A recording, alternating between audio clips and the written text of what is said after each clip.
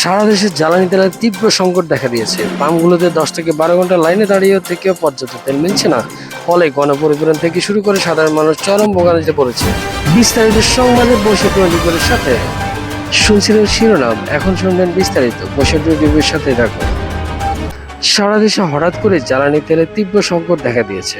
গত কয়েকদিন ধরে দেশে বিভিন্ন প্রান্তরে ফিলিং স্টেশনগুলোতে তেলের জন্য হাজার হাজার যানবাহনের দীর্ঘ সারি দেখা দিয়েছে। মিলছে না পর্যাপ্ত ডিজেল বা অকটেন। বৈষম্যের অনুসন্ধানে দেখা গেছে 10 থেকে 12 ঘন্টা লাইনে দাঁড়িয়ে থেকেও মানুষ তেল না পেয়ে অনেক চালককে খালি হাতে ফিরতে যাচ্ছে, যা সাধারণ মানুষের জনজীবনের চরম নভিশন সৃষ্টি করেছে। তেলের জন্য দীর্ঘ হাহাকার, ফিলিং স্টেশন, কিলোমিটার ব্যাপী সারি, রাজধানী ঢাকা থেকে শুরু করে বিভাগীয় জেলা শহরগুলোতে তেলের সংকট এখন প্রকট। মহাসড়ক সংলগ্ন পাম্পগুলোতে গিয়ে দেখা যায় ট্রাক, বাস ও মোটরসাইকেল কিলোমিটার ব্যাপী লাইন। হাজার হাজার চালক সারা রাত থেকে পাম্পের অবস্থান নিয়েছেন কিন্তু তেল পাচ্ছেন না। 62 সাথে আলোচনার পক্ষে এক ট্রাক চালক ক্ষোভ প্রকাশ করে বললেন, কাল রাত থেকে লাইনে দাঁড়িয়ে আছি, আজ দুপুর হয়ে গেল কিন্তু তেল পাচ্ছি না।